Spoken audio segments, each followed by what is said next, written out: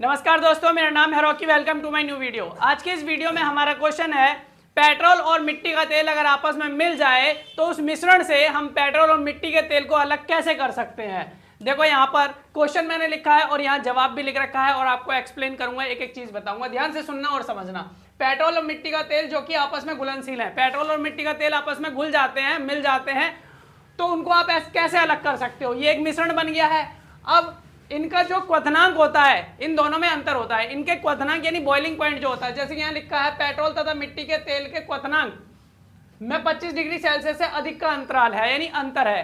तो पेट्रोल और मिट्टी का तेल, इनका जो बॉइलिंग पॉइंट है, क्वथनांक इंग्लिश में बोलते हैं बॉइलिंग पॉइंट, तो बॉइलिंग पॉइंट में कितना अंतर है, 25 डिग्री सेल्सियस से अधिक का अंतर है।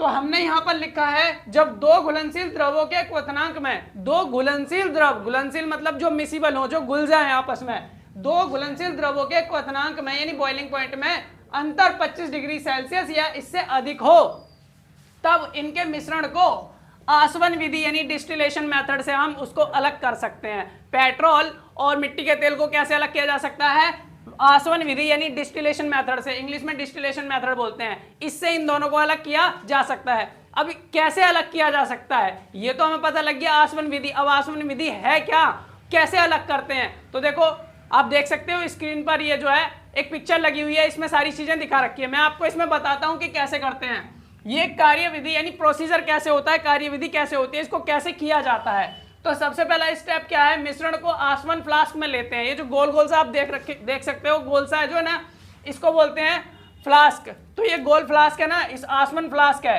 तो इसमें पहले मिश्रण को डाला जाता है और इसके नीचे जो बर्नर लगा हुआ है उसको फिर उसको जलाया जाता है, तो गर्म किया जाता है। आसवन फ्लास्क जो होता है गर्म होता है और ऊपर एक थर्मामीटर आप देख सकते हो, एक थर्मामीटर लगाया जाता है। इसमें करें एक थर्मामीटर लगाएं तो उसमें पहले फिर एक थर्मामीटर लगाते हैं जिससे कि टेम्परेचर हम नाप सकें, देख सकें। और साथ में एक आप ट्यूब देख सकते हो, साथ में एक ऐसे लगी तिरछी लगी हुई है जिसमें से जो है ये जो दोनों मिश्रण है वो अलग अलग होते हैं। फिर इसके बाद क्या है, इसे अच्छे से व्यवस्थित करो, यानी सेट करो। ये जो हमने फ्लास्क लिया है, आसवन फ्लास्क लिया है, थर्मामीटर लिया है और ये जो पाइप लगा हुआ है आप देख सकते हो, ट्यूब लगी हुई है, ये अच्छे से सेट करने हैं।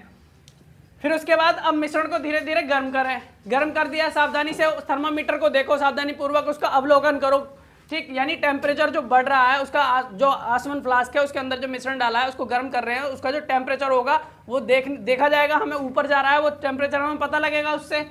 उसके बाद पेट्रोल और पेट्रोल क्या होगा, वाष्पीकृत होगा, यानी वाष्प बनेगा, वेपराइज होगा। पेट्रोल जो है गर्म होकर क्या बनेगा, गैस बनेगा, भाप बनेगा, उड़ेगा, तथा संगणक द्वारा संगनित होकर, और जो साइड में संगणक दे रखा है आप देख सकते हो, उसमें ये क्या हो जाएगा, संगनित हो जाएगा, यानी लिक्विड बन जाएगा। संगनित मतलब कंडेंस हो जाना। आपको पता है कोई चीज भाप बनती है तो जब वो दोबारा से लिक्विड बन जाती है तो उसको संगणक बोलते हैं, संगनित हो जाना, है ना, कंडेंस हो जाना बोलते हैं। जैसे कि आपने देखा होगा रसोई में जब खाना बनाया जाता है, सब्जी बनाई जाती है, तो सब्जी बनाने वाले जो बर्तन है उस पर प्लेट रख दी जाती है, तो प्लेट पर बूंदे बूंदे जम जाती है ना, तो वो जो भाप बनता है, पानी ऊपर जाता है, उस प्लेट से चिपक के क्या बन जाता है, ठंडा होकर दोबारा से लिक्विड बन जाता है। तो ऐसे ही इसके साथ होता है। पेट्रोल क्या हो जाता है, वाष्पीकृत होता है और संगणक द्वारा संगनित होकर बाहर निकल जाता है। आप देख सकते हो साथ में सारी चीजें लगा रखी है, आता है और इसे बर्तन में एकत्रित कर लिया जाता है, यानी एक बर्तन लगा दिया जाता है, वो जैसे ही भाप बनता है, वाष्पीकृत होता है, उसके अंदर जाता है और ठंडा होकर